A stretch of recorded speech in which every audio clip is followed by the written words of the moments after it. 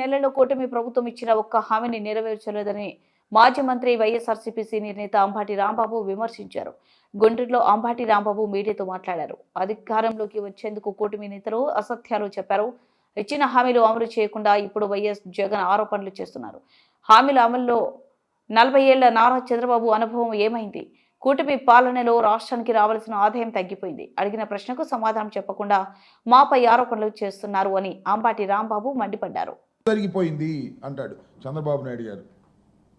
అన్ని వ్యవస్థల్ని జగన్మోహన్ రెడ్డి గారు సర్వనాశనం చేసేశాడు అంటాడు. ఎందుకు అంటున్నాడు అని కొద్దిగా లోతుగా తెలివిగల వాళ్ళు ఆలోచిస్తే ఆయన ఏమీ చేయలేక, ఇచ్చినటువంటి వాగ్దానాలను అమలు చేయలేక, ఎన్నికల్లో అధికారంలోకి రావడం కోసం స్టడీ లేకోకుండా 40 సంవత్సరాల అనుభవం కలిగినటువంటి నారా చంద్రబాబు నాయుడు గారు, 4వసారి ముఖ్యమంత్రి అయినటువంటి చంద్రబాబు నాయుడు గారు స్టడీ లేకోకుండా,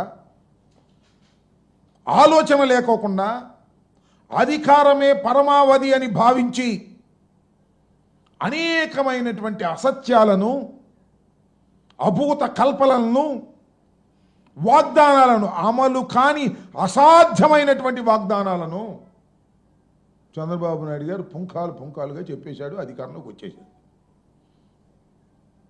జగన్మోహన్ రెడ్డి గారు నేను మనవి చేస్తున్న ఎన్నికలకు ముందు కూడా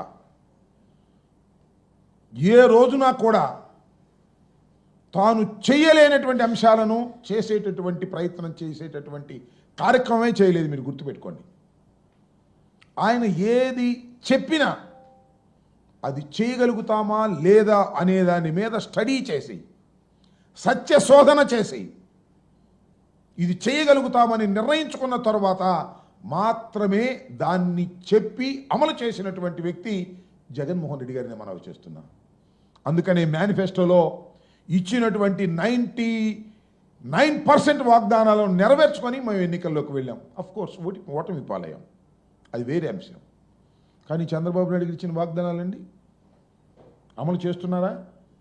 ఎందుకు వాయిదాలు వేస్తున్నారు? ఎందుకు ఎగవేస్తున్నారు? ఎన్నికలకు ముందు ఏం చెప్పారు? మేనిఫెస్టో అన్నారు, షూరిటీ అన్నారు, గ్యారంటీ అన్నారు, సూపర్ 6 అన్నారు.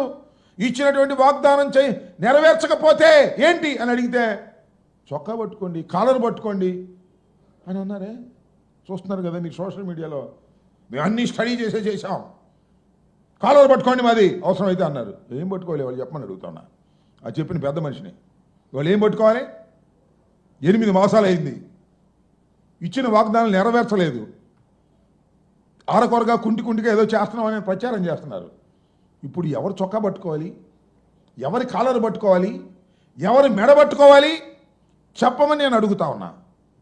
జగన్మోహన్ రెడ్డి గారు వివరంగా, సుదీర్ఘంగా మీరు చేసేటటువంటి తప్పుడు ప్రచారాలని, మీరు బుకాయించే బుకాయింపులని వివరంగా జగన్మోహన్ రెడ్డి గారు నిన్న సుదీర్ఘంగా చెబితే ఒక్కడ సమాధానం చెప్పడు.